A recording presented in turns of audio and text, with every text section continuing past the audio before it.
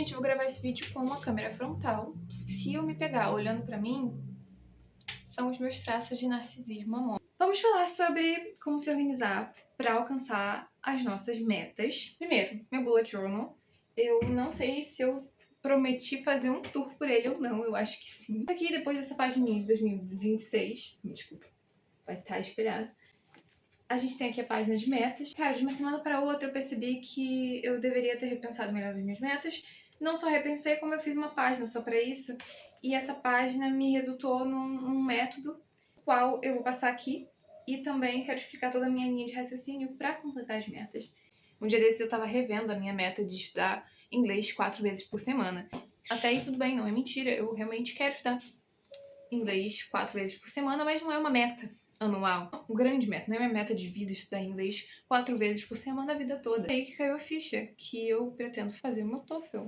Basicamente, nos primeiros 3 meses de 2027.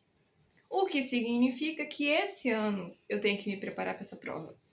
Então, eu comecei a destrinchar esse pequeno objetivo, dividir todo esse plano nesse grande tempo que eu tenho. Geralmente a gente faz até o contrário, a gente tem um grande objetivo e a gente só quer alcançar ele e não entende como a gente divide ele pelo tempo. Primeiro de tudo, não querendo panfletar aqui o meu canal, mas assim, o primeiro passo para você se organizar e alcançar suas metas é você de fato ter onde se organizar. Não há uma regra, você pode se organizar por uma agenda digital, você pode se organizar por alguma planilha, pelo Notion, pelo Trello, mas neste canal nós somos adeptos ao tradicional, entendeu? Não precisa ser um bullet journal, mas se você tiver curiosidade com esse método, eu tenho muitos vídeos aqui nesse canal sobre, inclusive o primeiro vídeo era montando meu bullet journal de 2022. No primeiro dia de janeiro de 2024, eu tive a brilhante ideia e o brilhante insight de que o meu desejo para aquele ano era fazer o intercâmbio. E daí eu me organizei e tem alguns conteúdos aqui no canal de como eu fiz isso. Então, eu sou adepta disso daqui, porque isso daqui já me levou para muitos lugares, literalmente. Eu tô retomando esse hábito, tanto de fazer bullet journal, quanto de fazer vídeos aqui sobre organização. Então, é altamente recomendável. Aqui nós acreditamos na magia do bullet e de anotar coisas no papel. Mas você pode cumprir esse primeiro passo do método, que é ter onde se organizar. Ponto. Você precisa ter um lugar em que você vai despejar as suas maiores metas do ano e partir para o segundo passo, que é a organização dividido pelo tempo.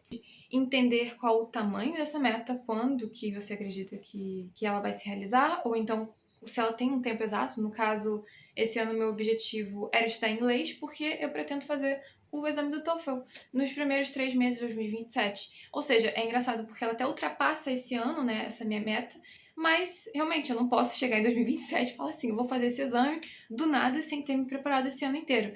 Então eu tenho a compreensão de que essa minha meta do exame, vou usar muito esse exemplo, eu já sei que esse ano eu consigo fazer a escadinha, né? De entender qual é a minha grande meta, qual é o primeiro passo e quais vão ser os passos que eu vou dar dividido pelo tempo. O que me leva ao... não é nem o passo, mas assim, é um lembrete, que é a gente precisa trabalhar com números. Depois que você foi lá, sonhou muito sobre seus objetivos, a gente precisa. Nós precisamos, todos nós precisamos trabalhar com números. Ano passado foi um ano em que eu fiz até um paralelo, né? 2024 foi o ano em que eu trabalhei muito com números, e talvez tenha saído um pouco maluca, mas eu consegui alcançar todos os objetivos, basicamente. E ano passado foi um ano que eu pensei, eu vou dar um descanso, eu vou tentar me entender, não sei o quê. Não trabalhei com números. Foi um ano que eu tive um médio desempenho, porque eu não me cobrei nem um pouco, e daí também não trabalhei com nenhum número, nenhum começo, meio e fim.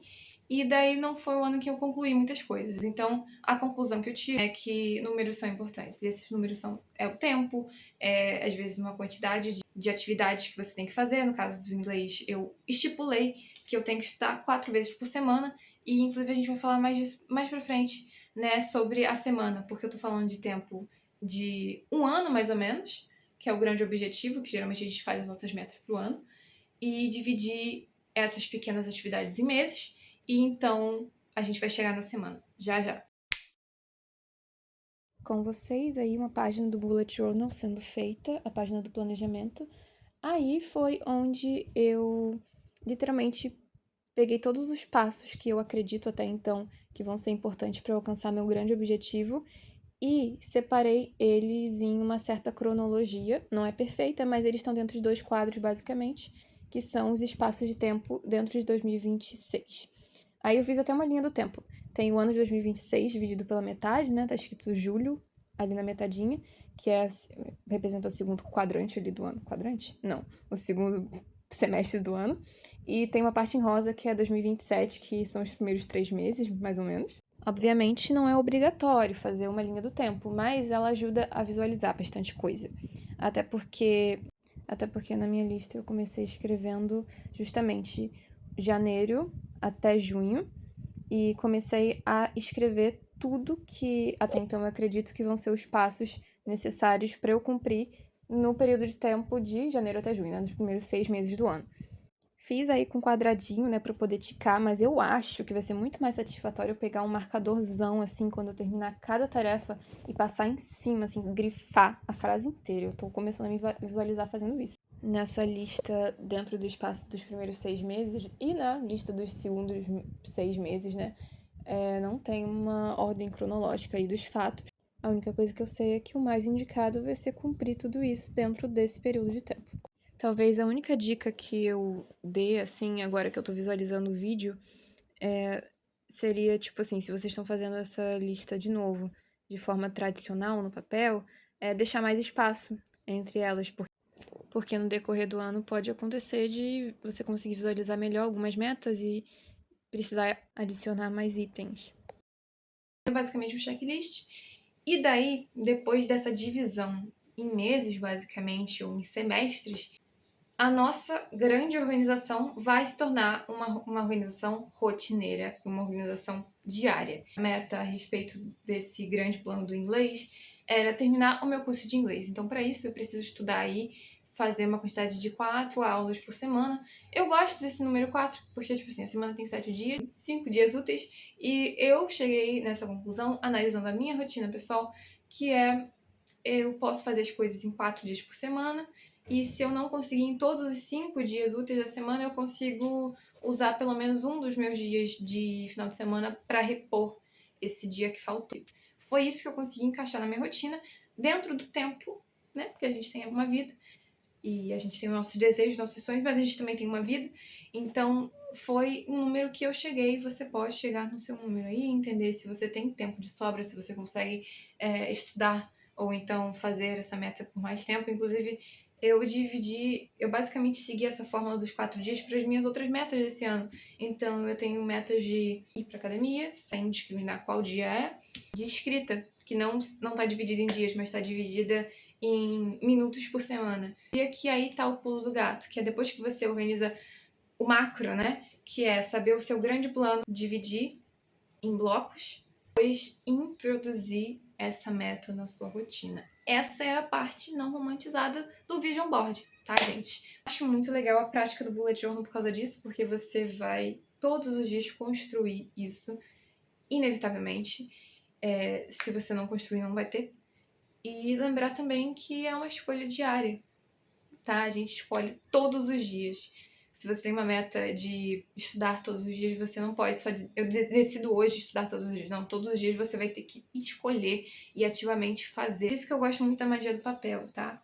Quando você escreve com a sua mãozinha, o seu cérebro ele registra aquilo ali melhor. É muito difícil esquecer algo que você escreveu. Eu tô chamando isso aqui de método, mas assim, né?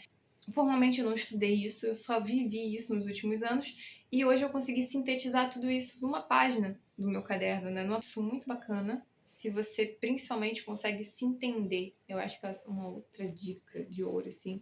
Entender qual é o seu ritmo, qual é o seu tempo atual, o que você consegue entregar e então dividir isso no tempo, não só no tempo matemático, né?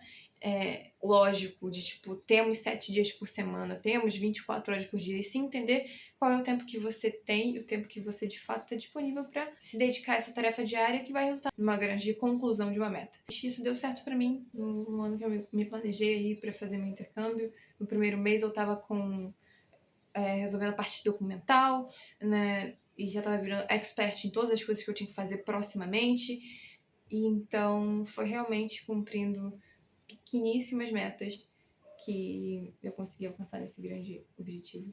Então, de verdade, eu espero que eu tenha ajudado. Eu sou uma rata de organização, eu sou uma rata de coisas no papel, eu acredito na magia do papel e eu quero passar essa palavra pra frente. Então é isso, gente. Obrigada. Tchau.